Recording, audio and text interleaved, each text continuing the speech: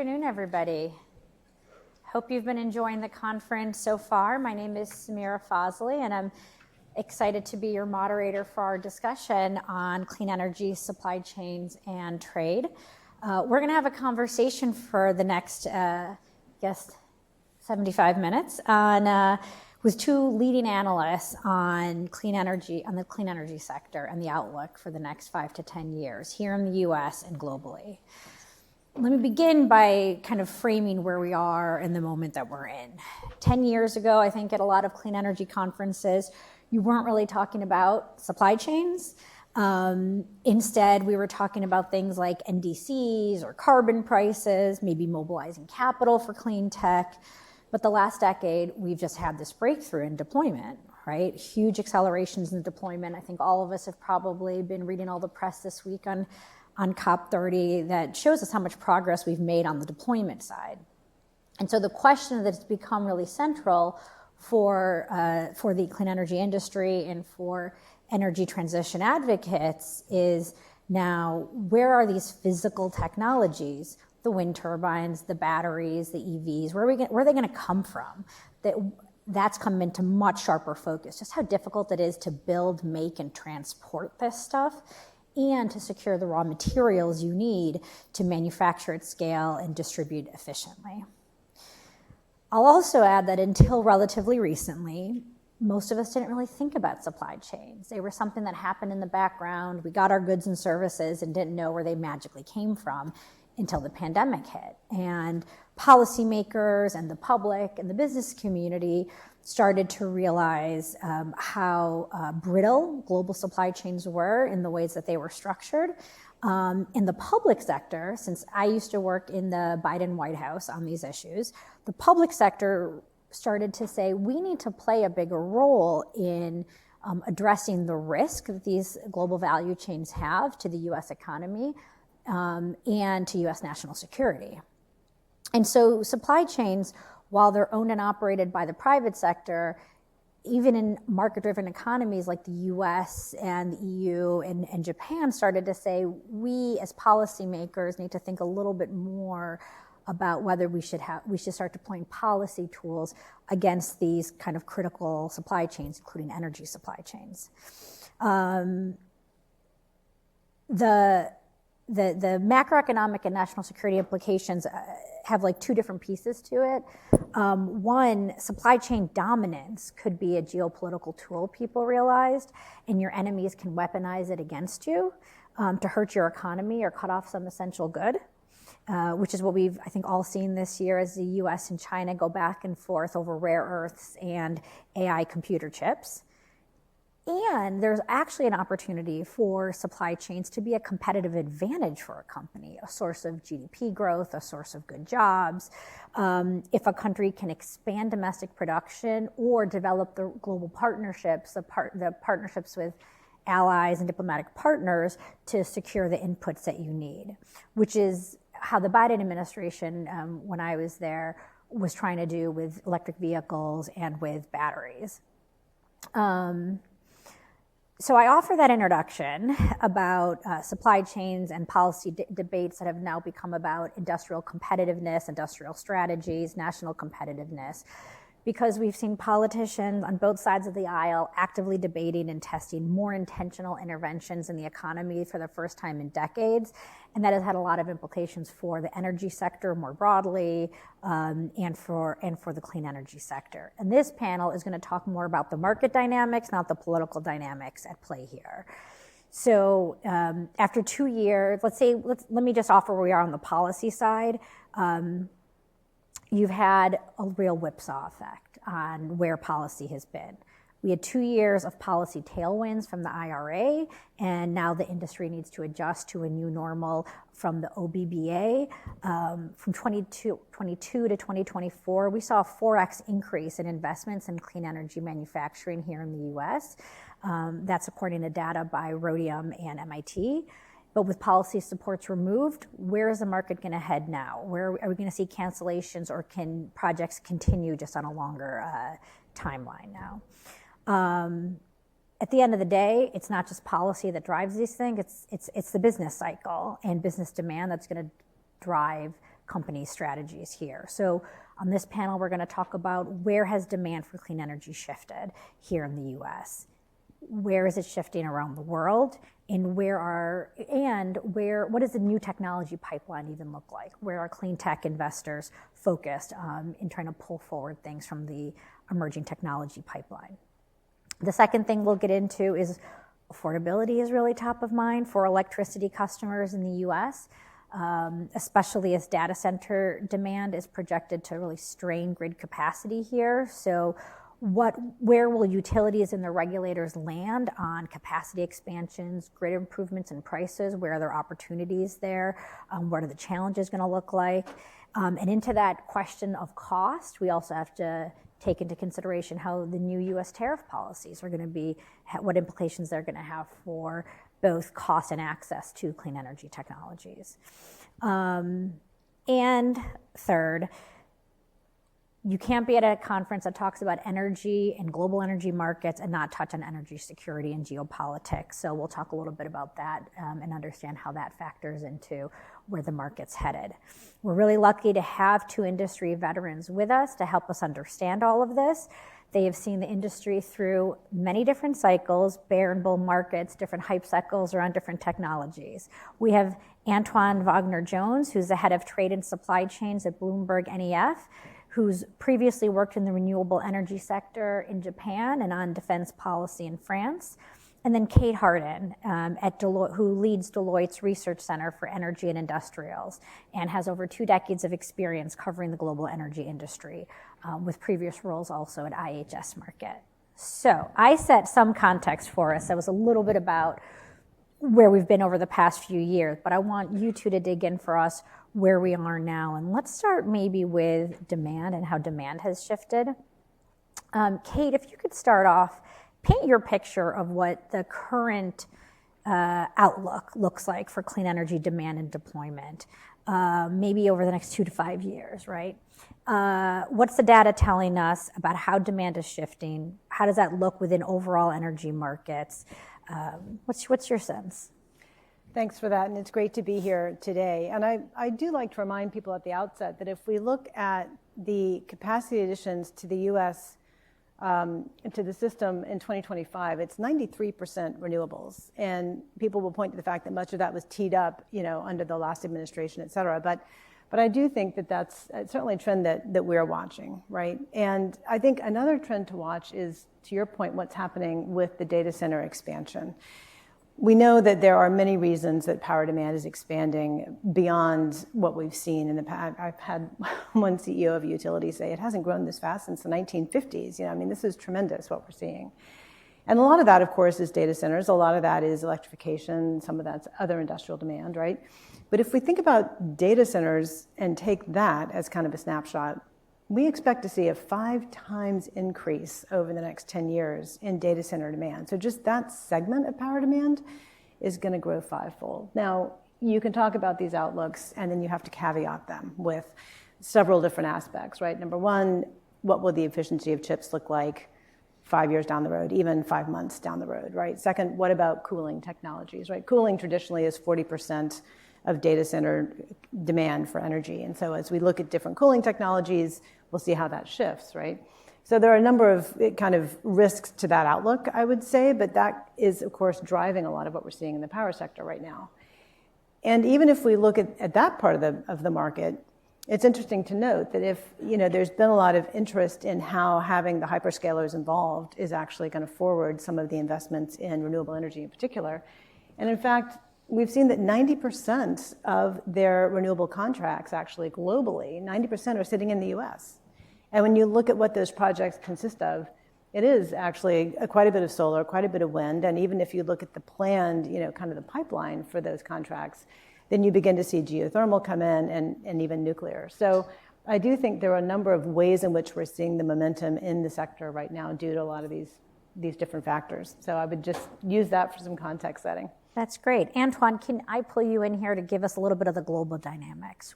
How is the U.S. market comparing to other regions of the world regarding clean energy demand and deployment trends? Yeah, it's good to have perspective, especially when we're sometimes a little bit of a bubble. When you look at U.S. demand as a share of the global total for a lot of this stuff is quite small. So for EVs, the EU demand alone is twice that of the US, which is less than 10% of the global total. For batteries, it's the only really one where it's significant, where it's about 25%. For solar, it's around 10%. For wind, it's something like 4%. And for all of these sectors, China is around 50 to 70% of the global total. And the EU is larger than the US for basically everything. So it's good to sort of look at it from that perspective. There are lots of challenges. There's a lot of discussions around the pace of demand and different dynamics going on in different sectors within the US, but it's not necessarily defining when we're, for example, doing our yearly update of clean energy investment worldwide. And that's because of the weight of the US in the Anglo-Saxon sort of narrative that we have about the energy transition writ large, that can sometimes get subsumed and ignored. But yeah, like it is an incredibly interesting period right now in the US that is being replicated in other places. As Kate mentioned, we are in a really interesting period where we've had 20, 30 years of stagnant load growth. And now the big question is, how do we meet that rising energy demand? And power demand alone, we think it's going to we're on the lower end of the spectrum in terms of data center demand and what we think it's going to be, but we think it's going to sort of raise demand from something like just under 4,000 terawatt hours in the US today to around 5,000 total, with a little bit of that being EVs as well and some other sectors too. But a big chunk of that is data centers. And then what is that met by? That starts to become a really interesting question to answer. And we think a lot of it's going to involve deployment of batteries, which our forecast is sort of remaining robust despite a change of incentives that's happened under OBA, which you mentioned. But there are some big differences for sectors like offshore wind, which has really stalled and which is really being affected by a lot of the investigations that are happening at a permitting level. So we can talk about those different sectors and their dynamics if that's of interest. But globally, I think we can get a bit too focused on what's going on in the US and lose sight of the wider picture. So your take is, if you're looking at the market and where demand is, it's China and Europe that are the markets people need to be selling into, or where you're seeing a lot of the demand for clean energy technology. That's where the growth is. That's where the demand sits. That's the case, and there are exceptions to that. And one of the really interesting things that's going on right now is a lot of really interesting dynamics that are happening in the stationary storage market, specifically in the US, and certain technologies like geothermal that are getting a lot more attention here than elsewhere. But generally speaking, that's right. Well, that's actually a good segue to my next question, which is going to be a little bit more US-centric again, about when we think about the energy transition, there are a lot of different pathways to get to an energy transition. And so how is that shifting? Like, which technologies are kind of like up? Where are you seeing demand shift, and how are investors shifting what technologies they're investing in, and where is the market kind of pulling technologies forward? And Antoine, maybe you start there. You're starting to get into it with batteries and with geothermal. But yeah, sure. So there's sectors that have been hit quite hard, and EVs is one where we've basically halved our forecast for 2030 because of the fact that fuel standards have been dramatically altered and weakened, fuel performance standards, and the fact that a very important tax credit for purchasing electric vehicles has been removed as of September this year. And that's meant that within the battery space, there's been a bit of a reshuffling, and a lot of manufacturers who are thinking of doing EV batteries are now thinking about the fate of factories that were announced or under construction and are retooling their production lines to maybe focus more on the stationary storage segment, which is not an easy sort of switch of a button type thing, but it's a trend that we're seeing. And again, I've mentioned that the wind sector is really struggling. We cut our forecast for 2035 by about 46%. That's pretty huge in terms of less wind build in the US because of all of these stop work orders, this change towards permitting, and that's a lot harder. But when it comes to technologies where the economics are pretty good, like solar, for example, that is affected by the fact that the investment tax credit the fate of that is a lot more in the air, and it's a lot harder to access. But we do still see robust growth in the solar sector, even though we've tweaked our forecast down a bit. In parallel to this, the new administration is talking about nuclear, it's talking about geothermal, it's talking about gas turbines to a much greater extent than was the case in the past. And that's when there are some really interesting questions. There's talk of speed when we talk about data center meeting AI associated power load growth. And that then means that we need to start talking about lead times. And when you're thinking about geothermal, you're looking at 8 years development timelines. So when you're talking about nuclear, it takes well over a decade to build a new plant if it's a greenfield site. And gas turbines right now, we're doing a lot of work on gas turbines because they're very hard to acquire. And there's a lot of detail we can go within that, comparing different types of gas turbines with reciprocating engines, et cetera, et cetera. But generally speaking, there's been a shift of interest towards these sectors, but they might not be the most responsive or the easiest to sort of deploy when it comes to dealing with what we're expecting over the next few years, which is a really rapid growth in total system load. Yeah. And I would just add to that, if I can jump in, which is we have kind of a framing that we have, which shows if you're, from a data center perspective, right, it's going to take you probably 18 to 24 months to get your data center up and running. And if you kind of align the technologies available for producing the power that goes along with that, really solar plus storage, again, there are a lot of ifs. Do you have the space? Can you interconnect? Whatever. But that is like the next best thing almost. And then you've got gas, as long as it's planned, to your point about supply chain. If you haven't already secured your turbine order, that could take you quite a bit longer, right? And then at the bottom of that kind of hierarchy, you have some of the longer term, SMRs, nuclear, et cetera. So there's a number of ways in which we can meet this increasing demand, but it really does depend on what is already in place in terms of siting or interconnections or whatever. And I think this is where we get to that speed to power idea from the data center side and see that in many ways renewables are very much in play. And the batteries are addressing the reliability concerns of the hyperscalers. Do you think the costs and the technology it can make renewables work for the data centers and their consistency and intermittency concerns? Well, I think when you think about solar plus storage, you're adding in that reliability factor of it, not just for the data centers, but in general, I would say. I don't know if you want to add on. Yeah, no, and there's this sort of segues into thinking about costs. And thinking about costs nowadays is really difficult because of tariffs. And there's some sectors where we're pretty much used in the US to paying very high tariffs, like the solar sector. For batteries, that wasn't the case. And that's something that we had, minimal tariffs under the Biden administration, which have been whipsawing up and down with China-specific tariffs, which are of great importance because unlike many other clean tech sectors, the US imports most of its batteries from mainland China directly. So 69% of batteries, lithium-ion batteries last year came from mainland China. And that means that procurement teams are really struggling to plan revenues, financial planning, all of that becomes really tough when you've got huge error bars in terms of what you end up going to have to pay. And that really matters because the economics of stationary storage in the US are good. That's why we've been seeing a doubling of cumulative capacity year on year over the last few years. But they're also on a bit of a knife edge when it comes to competing against gas. So again, all of this is incredibly interesting in terms of trying to do energy system modeling, but incredibly difficult because you end up having to have our energy economics team at Bloomberg NEF is having to sort of make calls about, okay, so we're going to have to find a reasonable tariff that we think might be in place for batteries, and then we have to have assumptions about local manufacturing and what we're buying from Korea instead of Japan, and then we have to look at the gas turbine shortage, and we have to figure out where prices might go and how long the shortage is going to last with the expansion plans that have been announced. There's all of these moving parts, and it becomes really tough. I mean, what are you hearing from the companies on that side? I used to work at the Fed, and my colleagues there talk about how business executives are driving in fog right now, and it's very, very hard for them to make decisions because of all that tariff uncertainty. But as I hear you talk about it on the stationary storage side, you have a lot of cost questions coming into the supply chain because of the China tariffs and price volatility. And then if you want instead to do the gas turbines, you have a lead time problem. So you have to choose between cost and timing that the executives are facing. Kate, let me bring you back in on this supply chain question.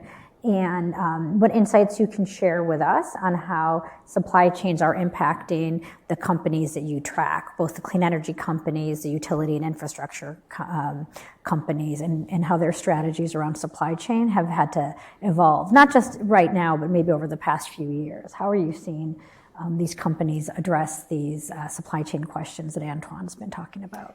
So I would say I completely agree with your opening comments, Samira, that supply chain now is front and center in a way that maybe we hadn't seen before. But if we reach back a little bit further, there were supply chain questions even before COVID, right? In terms of what's in your supply chain, how, if you think about governance across the supply chain, right? Transportation costs across the supply chain. And then we saw COVID, which I remember being on the phone with manufacturers who were like all hands on deck, just calling up the CEO of their tier 2 supplier and saying, what do you have? How can we get this to work? It really was kind of an unprecedented time, I think, for a lot of the folks that we were talking with then. And then now we have... I was telling them when we were just meeting just now, that when I was at the White House, like CEOs were literally calling us saying, can you help us get a component? I'm like, it's not my job to help a CEO get a component. But people were really looking at how can I possibly get this thing to my customer, right? And now we have, I think it's, again, some of that has trained us that we need to focus on supply chain. And as again, going back to some of the CEOs of the public utilities, their point is our company is responsible for reliability, affordability, and safety. Mm-hmm. And now supply chain is integral in all of those aspects, but particularly affordability, like you were saying, Antoine. If it is actually going to take you, 3 times what it used to secure your transformer because of delays, because of potential, import exposure, whatever it is, that's huge from a reliability and safety perspective, right? And also from an affordability perspective. So I think all these things now come together in kind of a unique challenge. I will say, though, that we have seen over the past 3 years, I forget which one of you mentioned it, a real upturn in domestic manufacturing of the particularly clean tech components, right? And whether that's solar panels or various other components, there was always some part of that was going to come from an external supplier, right? We didn't have the whole supply chain 100%, I think, across the board, but we made a lot of progress with that, right? And now I think we're beginning to focus on the same, although maybe in different ways, right? So now we're seeing a lot of companies really focusing on producing gas turbines, right? We're seeing a lot of focus on building transformers. So this idea that we have this rapid growth expected in the power sector is, I think, energizing a lot of focus on supply chain domestically. We've seen tremendous R&D investment, for example, in SMRs. Mm-hmm. And I think we're going to continue to see that because people recognize that supply chain now is affordability, safety, and reliability. So I think those aspects really will keep this front and center for us. Yeah, and what I will add from my experience thinking about supply chains and supply chain expansions is it takes a long time to build new capacity and to bring it to market. So you really have to have a strong demand signal and a consistent demand signal before companies can make the large-scale capital investments you need to energize the downstream supply chain to start producing the inputs that are needed upstream for the end users. You keep talking, you've mentioned a few times security, so I wondered if you could say a word about supply chain security for the utility companies and how they're thinking about supply chain security and what the relevance is. Yeah, I would say there are probably 2 main ways in which I would talk about supply chain security. And it's security in the sense that cybersecurity, right? As you expand your supply chain and you have more technology in your supply chain, that of course raises more questions around cyber, right? But I think it's also security in the terms of reliability and resilience. And that, I think, is a question of visibility, and that's the second point I'd bring here. You're obviously in touch with your tier 1 or your tier 2, but do you know who's supplying them? And do you know who it is that's supplying that company that's supplying them? And I think that kind of visibility is becoming so much more important. And we saw, in fact, during COVID, just to reach back a few years again, people actually acquiring their tier 2 or 2-3 supplier just to make sure that they have that visibility across the entire supply chain. So there were not just advancing digital technologies and acquisitions of suppliers, but a number of different ways in which companies were really trying to make sure they understood where is everything coming from and can I get it on time in terms of my resilience and my delivery to my customer. Yeah. Antoine, I want to bring you in on this U.S. reshoring, the U.S. manufacturing renaissance or reindustrialization that we're seeing here in the U.S. and anything you're tracking in terms of where is the U.S. weaning itself off of some dependencies, especially with competitors like China, and where are you seeing the U.S. still has some momentum and success on the clean energy technology front, the domestic reshoring and onshoring of components? Yeah. Any bright spots you can point us to?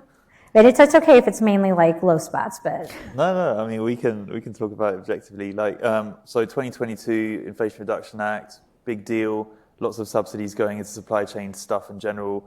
Huge manufacturing pipeline for, among other things, solar, wind, EVs, batteries, all of this stuff. Factories getting built across the US. A lot of announcements, over 100 billion in total, and that takes a few years to bring to bear and to develop the local supply chains. And what we've seen now is a lot of investment in the downstream side of things.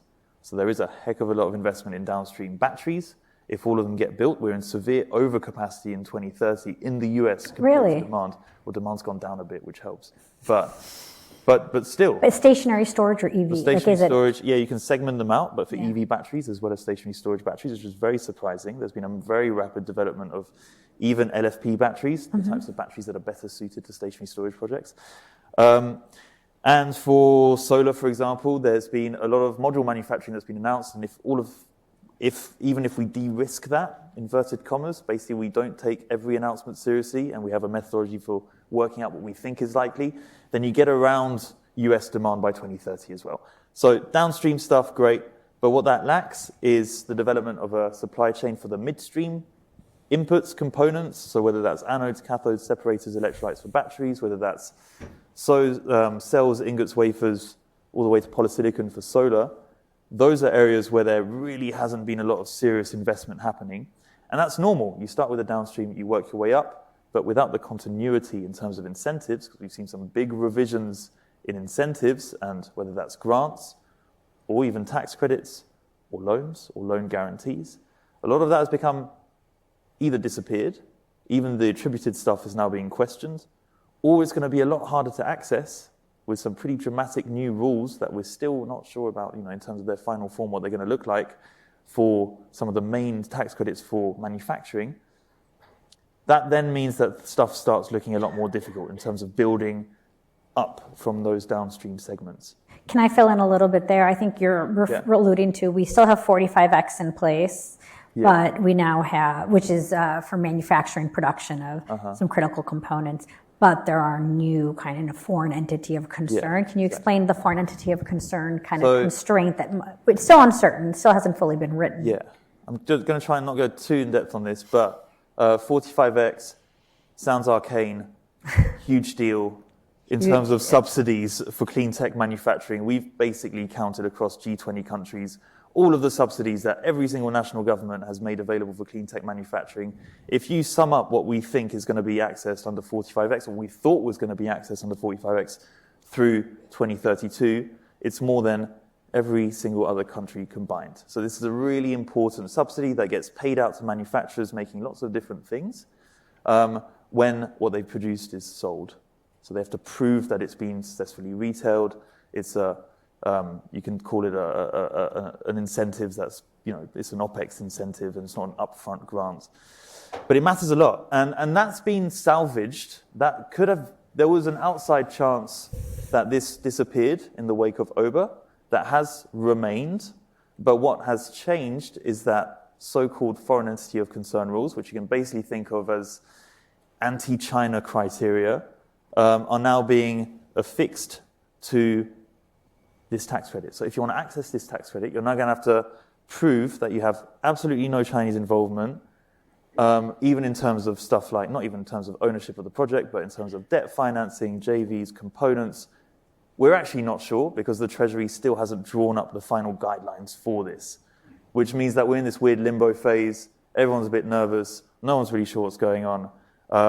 And that's quite worrying because this incentive matters for the business case for many of these factories. I may not call it a weird limbo phase. It's just how the American legal system works, that you pass a law, then you have to write the regulation, having been the person to write the guidance for these things. But yes, I agree. The industry is in massive limbo waiting for this, and people can't really design their strategies until Treasury writes the guidance. And there's a lot of opportunity that means for industry to still shape what happens with how Treasury writes the guidance, because there are a lot of levers that can be pulled in how that guidance is written to be more permissive or more restrictive, basically. So yeah, Treasury guideline takes a while to draw up. We saw that with the hydrogen tax credit under the Biden administration. This stuff takes time. It's hard. But we have seen August the 12th was set as the provisional date for these FIOC rules to be defined. Yeah. And we still have no indication about when they're going to come out. So stuff is difficult when you really have no clarity on incredibly important rules that are going to be linked to incentives that are basically going to define whether or not there is still some degree of success that can be salvaged from the beginnings of this reindustrialization project. I will add, for those who are tracking this and who are working in the industry, that this is actually a great moment to be engaging with the Treasury Department and with officials in Washington in the agencies with the data, the evidence, the information, because there are a lot of different, there's a lot of bipartisan support for de-risking these clean energy supply chains away from China, and 45X was seen as a really powerful and important tool to incentivize the private sector to start investing in component manufacturing outside of China, even if that was not reshoring everything here in the U.S. too. So it is just, I think, a moment of opportunity for engagement with the data on where the market could head, where it could go, where companies would be investing if they wrote the rules in different ways. And that data that companies like yours supplies is really, really helpful for the regulators who are going to be the wonks writing all of this. It's a very different process than the process of writing legislation. Yeah. So what we've done, for example, is we've looked globally at manufacturing capacity writ large across many different geographies. And we can say, okay, so this, if we're trying to take Chinese cathodes out of the equation, what does that leave us with? Oh, wait, South Korea has 15 times as much cathode manufacturing capacity as it needs for its own demand by 2030.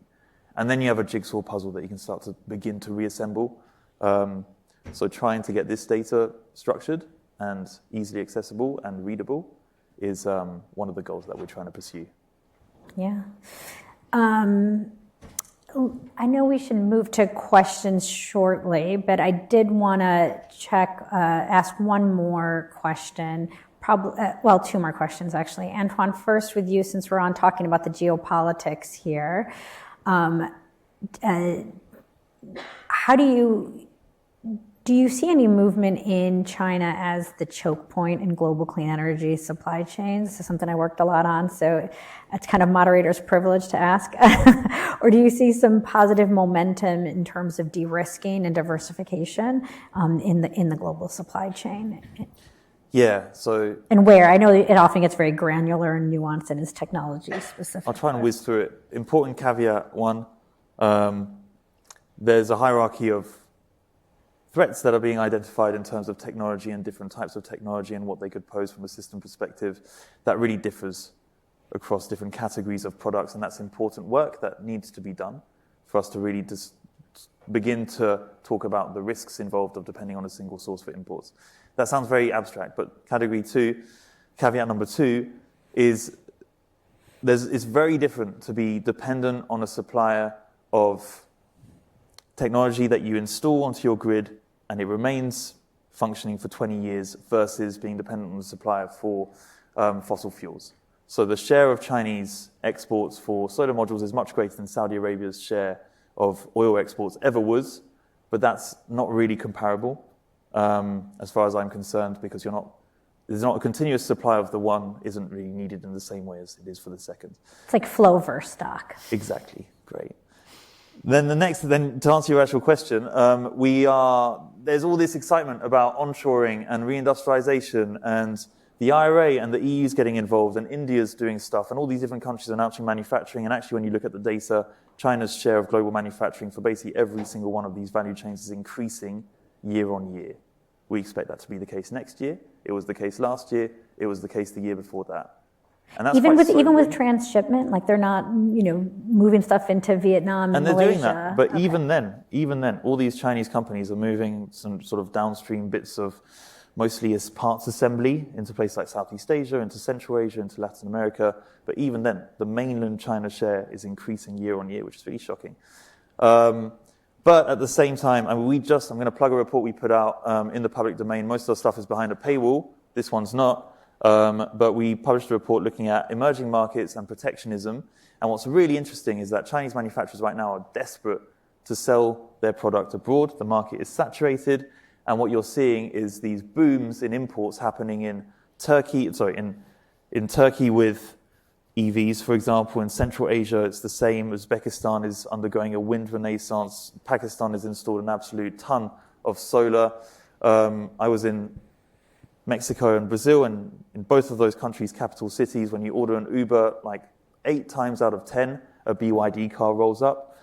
So that's happening at the same time as we're completely focused about what's going on in the US, and we're completely focused about what's going on in the West, when actually what we're seeing is a huge rise in Chinese exports to emerging economies, which is bringing the energy transition, regardless of what you think about the geopolitics of this, bringing the energy transition within reach for countries where it really wasn't something that was seriously considered. Like Thailand now has a higher share of EVs as a share of passenger vehicle sales than the US does. And Thailand has never had a $7,500 tax credit linked to the sale of passenger electric vehicles. So that is a huge global trend that is accelerating, is generally being pretty much ignored, and seems quite important. I mean, it is. Can I just say one thing? It is important, and I think it's also important to recognize kind of the historical root of all that, right? Which was China many years ago decided that they were going to try to diversify off of imported oil, particularly coming through the Straits of Malacca, right? So they were, let's have our new energy vehicle policy, let's diversify, let's reduce our dependence on imported energy, and they, for their own national security reasons, began that probably before anyone else really thought seriously about it. So I think they've been at it for longer is one thing I would say, but I think it's important, and it relates back to your question, which is, are we actually really seeing an energy transition? I would say let's not overly focus on what's happening right here in the U.S. because globally things continue to move, things continue to change, exactly to what you're saying. And I think that all the innovation that we've seen in the U.S., all the new technology that we've seen in the U.S., I would love to see those trends continuing, and keeping tabs on what's happening elsewhere as well. Yeah. It's interesting on the EV point in particular.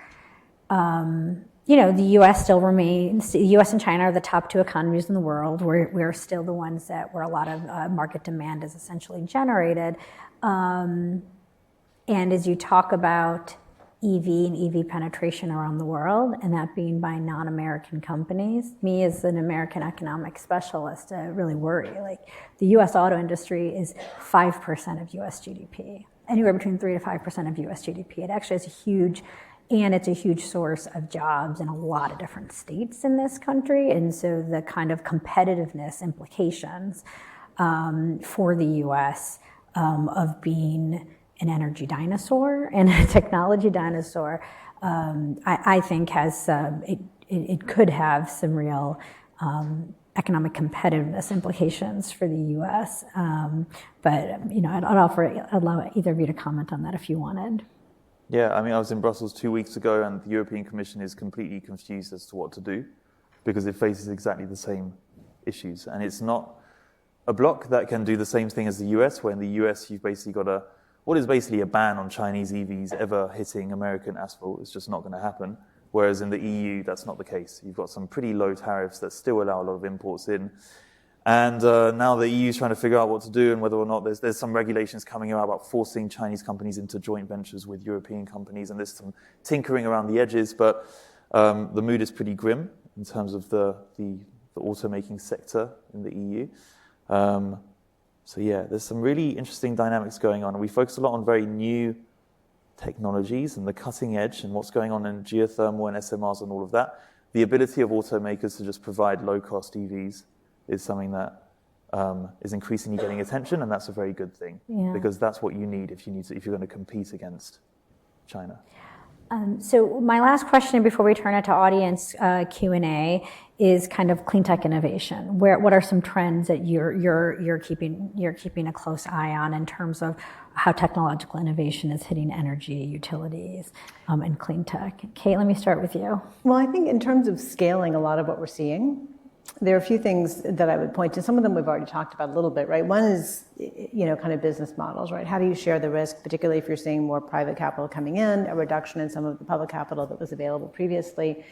How do you offset those risks, right? How do you design business models and offtake agreements where, in some cases what we're seeing is that there's a way that you can not only share the risk, but also share the benefit, right? And in Europe, for example, when you put up a data center, you need to account for your waste heat, right? And that can also mean the waste heat becomes an input to someone else's industrial process. It depends on what kind of process heat they need. What are you producing in terms of waste heat, right? But there are ways that you're beginning to see that utilization happening. So some of these new business models and ways to share the risk, but also have my output be your input, or my benefit also be a benefit to you, I think are things that we're seeing more of. Circular economy type of concept. Exactly. I think the other, though, is financing. And what we're seeing here in the U.S. is that over the past, I want to say since 9 years, right, since 2016, we've seen the amount of private capital double coming into the U.S. power sector.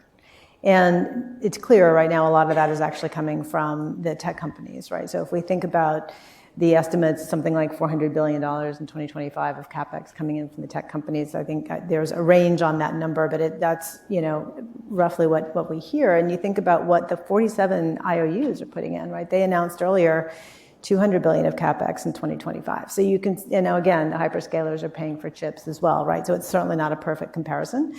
But you begin to understand the amount of new focus, new capital coming in the industry. A part of that's private equity as well coming in. So it's a tremendous time to be leveraging that capital for growth and technology and innovation. So I think that's something to watch.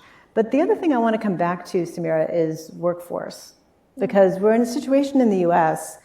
where we have seen tremendous infrastructure projects announced. We're trying once again to ramp up manufacturing.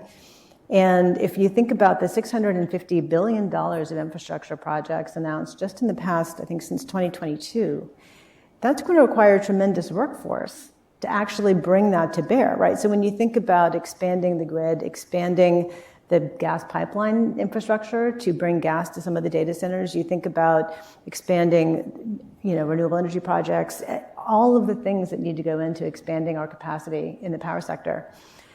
Do we have enough people to do that, right? And I'm specifically speaking of some of these jobs like welders, electricians, construction. We're down 500,000 folks in construction right now. Yeah.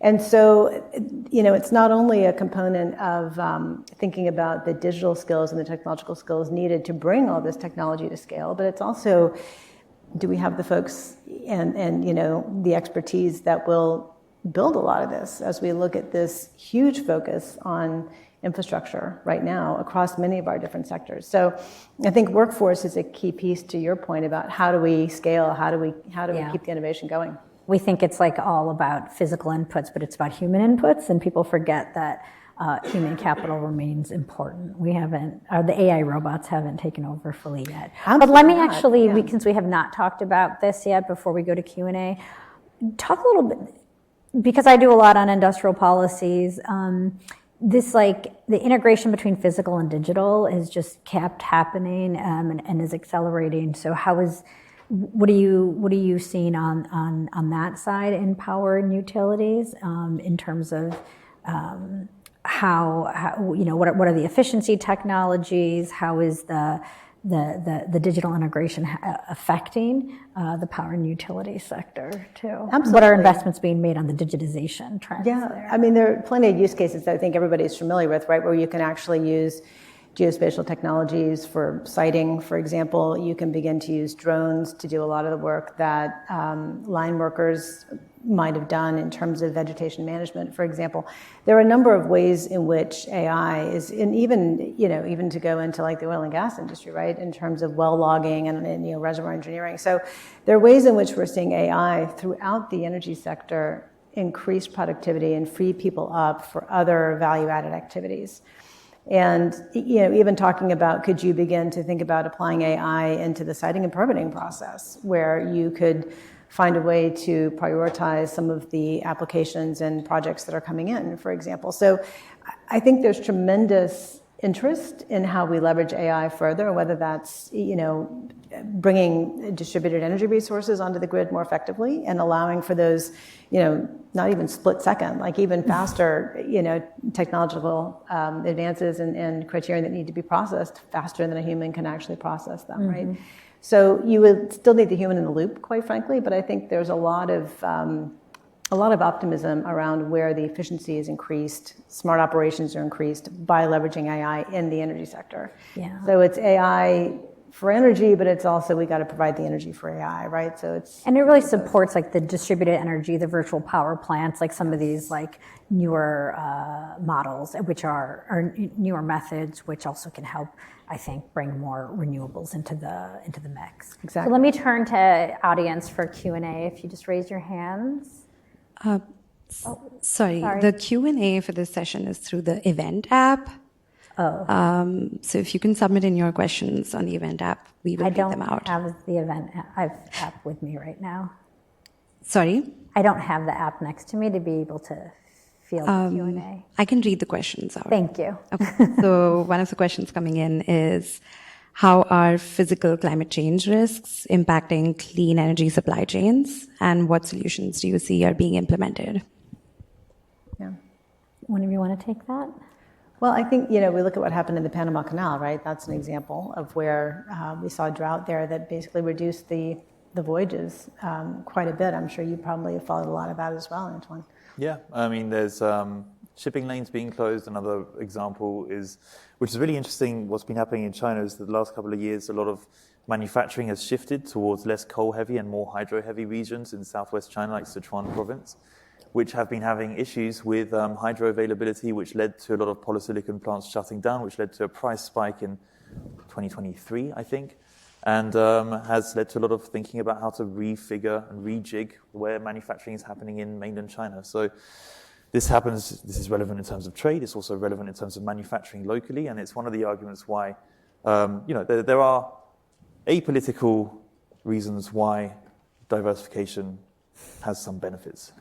Do either of you track the insurance side of that question, or no? Not too close. How are insurers trying to manage for that risk? Yeah, okay. I haven't, but... Could we go to the next question? Okay, doesn't seem like a lot of people are submitting. So if you want to raise your hands, I can walk to you. Okay. All right, I see one over here. You could just stand up. I think we'll be able to hear. Do you want to stand up and ask your question? Yeah, I was just wondering, as we mentioned about gas turbine shortages, right? And then there's demand for power, firm power. So what do you guys think about existing fossil-based power plants like gas, oil, or coal? Do you think they'll play a key role in fulfilling that demand-supply gap? Because renewables cannot provide firm power, right? Well, I can say a couple of, okay, so the question, just to repeat, and Antoine, you probably want to take part of this too, but do we have an outlook on the role that fossil fuels may play in terms of filling the gap for the increasing power demand that we're seeing? Is that a fair rendition of your question? Yeah. So just speaking about the US, I think of all those options, coal, gas, oil, obviously gas is in the forefront in terms of what people are thinking about and planning about for the US in terms of meeting that gap to where some of the projections for data center and other demand increases. So just to give you a sense of it, right now we have 37 BCF per day going into the power sector in the US. So gas is about 43% of the total gen mix right now. That was kind of a 2024 number. And we expect to see anywhere from 3 to 12 BCF per day going into of new gas, additional gas going into the power sector over the next 3 to 5 years. So that's a pretty big increase, right? Now, and there are, I want to say, something like 80 or 90 projects already kind of planned and under discussion. Whether they'll come to fruition yet to be seen, right? But there's a tremendous kind of push for this right now, and it's really about the speed to market idea that we really need to bring that gas online quickly for the data centers who have already purchased their chips and need to be up and running, right? There's a downside risk to that, of course, which is much of what we've just talked about here, which is, have you already ordered your turbines? Is the infrastructure in place? We have so much gas in the US, but getting it out of the Marcellus and the Utica relies on a little bit of additional infrastructure to, kind of that takeaway capacity needs to expand out of the plays in order to bring that to where the load centers are. And so there are a number of ways in which there's some caveats on that outlook, I would say. But I think of all the three that you've mentioned, probably among those fossil options, gas is what we're hearing the most about. But what would you say? Yeah, I would reiterate what Kate did. That was a great summary. There's also some tensions between the current administration's goal of increasing LNG exports and using that gas domestically, which does matter when you look at the balances involved. When it comes to gas turbines and the shortages, that's something that's been getting a lot of airtime. Basically, gas turbines are manufactured by, you could really summarize it to three big players: GE, Vernova, Siemens Energy, and Mitsubishi Heavy Industries. And right now, we're seeing some expansion plans and some announcements that they're going to be up in capacity to be able to sort of work through this backlog. But as it stands at present, you cannot get a new gas turbine for the next 5, 6, 7 years if you're trying to make a new order in the US, which matters a lot. The next question is, that matters for some of the really big data centers. For some of the smaller ones, there are other options in terms of behind-the-meter smaller gas turbines, lead times for which are shorter, and reciprocating engines. And what we're doing is a bit of a taxonomy in terms of different ways in which we can meet data center demand. It's a note that's going to be coming out in the next couple of months. But that work is important to contextualize this greater debate. But just to reiterate the fact that there are some serious constraints in terms of reconciling increased gas use with infrastructure that exists, with a desire to increase exports, and also with this turbine shortage, which does seem to matter. But neither of you have spoken about grid-enhancing technologies. Is there anything you're seeing in terms of progress and ability to get more out of the existing wires we have? Absolutely. And again, it comes back to a lot of AI, I would say, and really thinking about how do you get more through the wires that we have, to your point. How do you think about that from a timing perspective? But there's also a really interesting discussion now that's been in play for the past year or so around thinking of data center load as flexible load. So that because there were a couple of schools of thoughts about this, right? Because all the initial model training was somewhat inflexible and had to be done in an uninterruptible fashion and certain, located in certain ways. Now that we're moving in some cases into inference, for example, so when you type in your ChatGPT query, that actually is interruptible load. The sheer number of those queries means it's still a very big load, but it gives the opportunity to think about, could you envision a data center as participating in a demand response program, right? And it comes a little bit to the upstream planning. When you actually make that connection and you do the load planning, you need to think about it in advance of the data center potentially shifting some of that load. And that can be around time of day, that can be around peak time. But in any event, it requires the software and the AI in order to be able to make that happen with very little latency, basically. All right, let me go to the next question. I see one here. Go ahead. And then there's one in the back next. Hi, thank you. You've done a masterful job setting this landscape of opportunities of the clean energy ecosystem in place. I just wanted to try to kind of bring you to a couple of points. If, let's posit, you needed and wanted to invest in manufacturing in the US in the next few years, let's say the course of the current administration, what would you invest in the clean energy component ecosystem, and why? I'm going to defer that to you, Antoine. What we've seen is a rejigging of priorities, and this is, you can think about it two ways. Like there's two schools of thoughts when you're building out supply chains. You start from the downstream, you start from the upstream, or you try and work your way up, or you try and work your way down. But you kind of got to commit to one approach or the other, and you have to do it over several years, and that's something that we've seen in East Asia over the last few decades, is a sustained industrial policy that is single-minded, and there is waste, and there are mistakes, and there are cycles, but there is progress.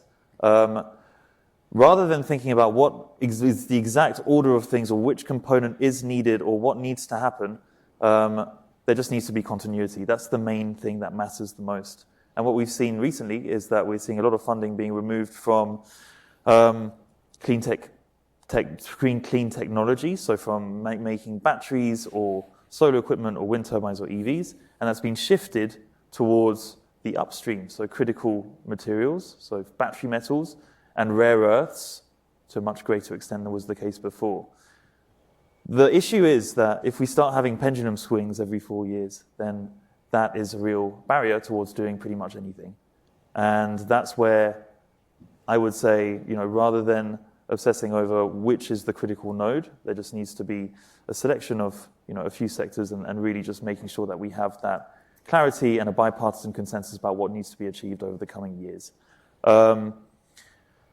If there are pinch points that that's the general, I think that's a really important takeaway.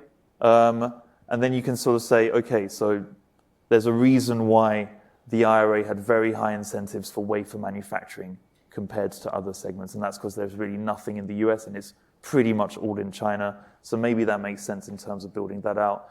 And then rare earths is something that really does seem incredibly concentrated. So building out refining in the US does seem like it makes sense.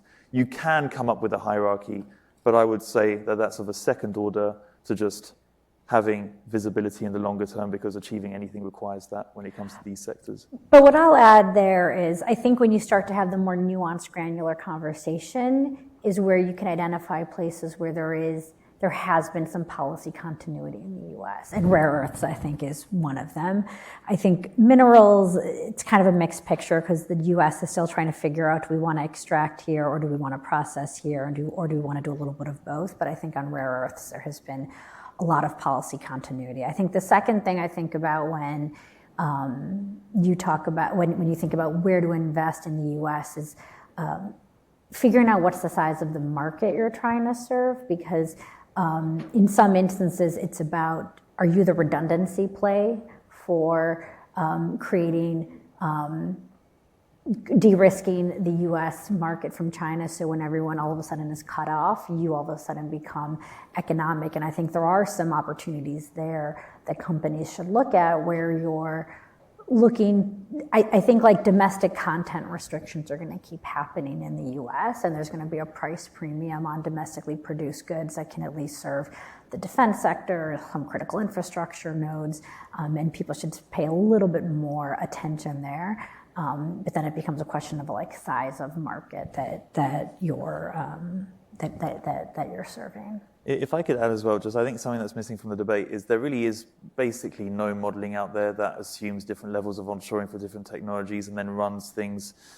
You can do a least cost, you can do a least cost modeling exercise where you meet the US's energy needs over the coming few years, and you set the parameters and you let the model run itself, and you come up with a really interesting sort of set of results. What you can then do is run sensitivities about if you're onshoring this or that component. You make some assumptions about the inflationary impact of that on project costs. That changes the relative economics of a battery versus a gas turbine, and then you end up with some radically different results. And that just isn't an exercise that's commonly done by government. It should be done more widely by policy professionals.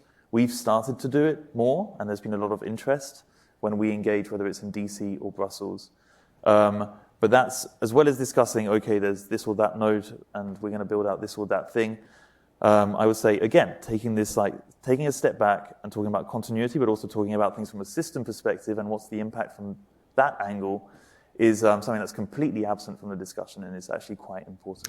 Well, and just to bring that back to the other conversation around affordability, right? If you think about the fact that already we've seen, and again, this is kind of average retail prices, but a 5% increase in electricity prices at the retail level, and a lot of what we're talking about here would ultimately be, pass through and might show up in that. Now, again, there's a lot of regulatory around that. There's huge concern right now about how do we align the costs of expanding the system with the folks that would be the major users of that new capacity, right? So there are ways to think about it, but I think your point is that this actually does have an impact on affordability in some ways as well. It's just there are trade-offs and there are value judgments, but you have to have data to be able to sort of come to a conclusion. And a really concrete example is that the cost of a module in the US right now is 25 cents per watt, 25 to 33, I think, is our last estimate. And that's basically 3 times more than the rest of the world. And that's something that, developers, utilities, policymakers, whoever is comfortable with in the US. Solar is still getting built, but we are building, we are deploying modules at 3 times the cost than what is happening in Europe, developing countries, China, whatever. And that's called a trade-off. And that might be okay for solar because the actual equipment cost makes up a relatively small share of the total CapEx stack. But that's a very different picture for batteries, where the actual battery cell makes up about half of upfront CapEx. Yeah. Again, maybe I'm getting too much in the weeds, but just to give some examples about the numbers-based perspective that you need to be able to sort of start talking about this stuff in a concrete way. Yeah. Anyone else have questions? I saw one in the back there, but I want to see if anyone else should have an eye out for. Okay, go ahead. Okay. Thank you for a fabulous discussion, and you have actually teed it perfectly to my question. So we are seeing this conflicting pieces of news. There's so much of rollback of federal policy support for clean tech. At the same time, there's a lot of efforts going into securing the critical minerals required for the transition right now. So there's a momentum going to secure the rare earths, the graphite, and so on. So where does this lead to? Does this actually position for investment into the next step of the value chain after the critical minerals? Is it helping the transition in some way, or it's just like you're stockpiling and it goes nowhere? Well, I would give a quick answer, and then I'm sure you'll want to jump in as well. I think there are a couple of things to consider. First is, if you think about, again, supply chain resilience, right? Having all of that is readily available and domestically sourced, I think helps tremendously from that point of view. But it's also about the defense supply chain as well. It's not just about the power sector, right? So many of these critical minerals, and rare earths in particular, are ones that we need for a lot of what goes on in our defense industry as well. And so I think given those two components together, I'm not at all surprised to see that we've had a fairly consistent policy, as you've been saying, and this remains kind of top of mind. But yeah, what would you add to that? I'd maybe add that there's been a shift of focus in terms of refining metals in the US. The current administration likes the sound of the words critical and strategic and metals, and that's something that is generally seen as a dignified policy objective. But building out that refinery requires local demand if you want to be able to make money in sectors that are very low in terms of margins. And if you're basically halving EV deployment over the next 5 years, then that means the business case for lithium refinery is suddenly a lot more difficult than it otherwise would have been. So there's that. I mean, there's also the discussion around what's critical, what's not, and minerals is really difficult. There was a really bad book that I've started reading and gave up on. It's about rare metals or rare earths. And you got to page 50 in this book, and it didn't name a single one specifically until page 57, I think it was. And that's pretty typical in terms of discussion. We talk about cobalt in the same breath as we talk about yttrium and gallium, and that's not helpful. Cobalt is not going to matter anywhere near as much as we thought it was going to matter in terms of battery chemistries over the next 5 years. And that's very different in terms of a proposition from a defense perspective, from a technology perspective, to certain rare earths that are used in permanent magnets, for example. So again, taxonomies, tables, trying to classify things is really important. That's something that's just not done as widely as it should have been, or should be, and it means there's lots of confused journalists writing articles that don't really make much sense. So I have a little bit of a different take as a policymaker and a former policymaker. I think that from the policymaker standpoint, there is a lot of nervousness about making sure we have access to the critical minerals, even though we debate what is on that list of critical minerals. I think then there's also a question of who are the end users those minerals are for. Is it defense supply chains? Is it energy supply chains? Is it just for other goods, whether they're critical or not? And then I'll bring it back to my own experience working with large US corporations who recognize that now that they're starting to pay attention to their supply chain and have visibility, they think that they need their governments to help them secure access to the raw materials because they are competing against a non-market actor like China. And if a country is going around trying to secure access, then companies either in the EU or Korea or the US, companies in those countries are not going to have access to the raw materials they're going to need to produce any goods. So there's going to continue to be a lot of policy salience to the critical minerals conversation, whether it's going to be about geopolitics and geoeconomics more than like specific macroeconomics. I think I agree with Antoine there that it has much more of a geopolitical and a security flavor to it than like a hard economics flavor to it. But there, I think, still will be a lot of efforts out there. And I think what I'm looking for is also, I think some of this stuff doesn't really reach the headlines, and it's not stuff that people read about as readily, but where is this administration going to go in terms of its diplomatic partnerships there? We don't have every mineral that we need here in the U.S. We're a very mineral-rich country, but we don't have everything, and it's not accessible, and it's not ready. And I think some of the places policymakers are debating is also like, where do they play a role in creating price stability and policy certainty in certain mineral markets, with like debates around, can there be like new insurance mechanisms, new stockpiling mechanisms? Do we have to think about that in a world that needs to de-risk supply chains, and in which you may have like a new set of technologies that are trying to rapidly expand, where these are going to be important. So, any final question? Okay.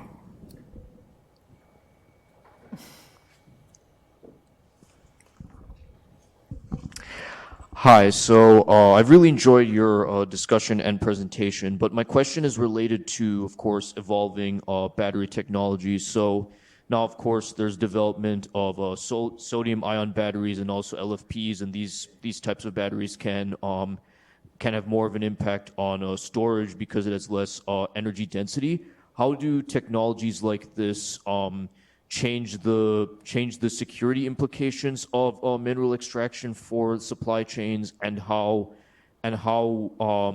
would it also like reduce environmental impacts from mining and other factors, or are these technologies not fully able to catch scale yet? So LFP batteries, so lithium, iron, ferrous batteries are a specific type of battery that is less energy dense than what was the mainstream, which were nickel-based chemistries. The expectation was that they really weren't going to take off because the energy density wasn't there, it wasn't going to be worth building them out.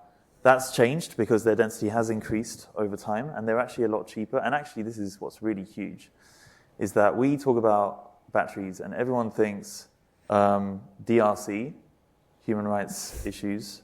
Everyone thinks Indonesia, high-pressure acid leaching, and nickel, when actually LFP batteries have neither any nickel, nor do they have any cobalt. So the fact that we have, over the last 4 years, dramatically, along with basically the industry, revised our forecast, and we think that these LFP batteries are going to play a much, much, much bigger role in the future chemistry mix, not just for stationary storage, where they can compensate more easily for their lower energy density, but also for the EV market, where they're increasingly mainstream, has dramatic implications, and basically means that, all of this talk about the role of the DRC suddenly becomes a lot less important than it once was. And that's might sound like good news. It's also bad news for a lot of these emerging economies who were promised a lot of support for building out refineries, or moving downstream. In Indonesia, there's a ministry that has the word downstreaming in its name. Like, this is really important for a lot of these countries and how they see sort of building a niche for themselves in the future of an energy system that looks very different to that we have today. And in a world where our expectations about which minerals are going to be used are whipsawing left to right from one year to the next, that then means that there's some pretty serious discussions that need to be had in terms of how we start engaging again with these emerging economies and not just leading to disillusionment. And then sodium-ion batteries, we've just updated our forecast. We think they're not going to take off dramatically in a big way. We think sort of over the next 5-10 years, they might have a bit of a niche where they suddenly get towards sort of 5-10% of total battery demand. They do have some advantages, but they are just going to be too costly to really compete with the mainstream lithium-ion-based battery chemistries, to give the high-level overview. And LFP is, I mean, there are countries using that in their bus fleets for many years already. I mean, this is not necessarily a new technology. I think it's just kind of a relook, maybe. Yeah. Yeah, but it's really interesting. Like a lot of LFP manufacturing, even more concentrated in terms of the know-how in China. Now South Korean companies are desperately trying to catch up.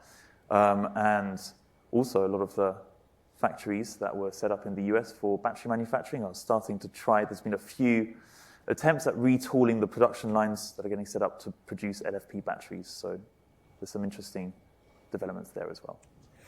All right. Well, I see that we're at time. I wanted to see, is there anything you guys wanted to offer in terms of any closing thoughts for the group and for the folks as they go and enjoy the rest of the conference? This is a space where there's a lot of politicized debate, and things are often talked about in very vague terms. Trade and supply chains don't really lead to objective discussions most of the time, and numbers are good.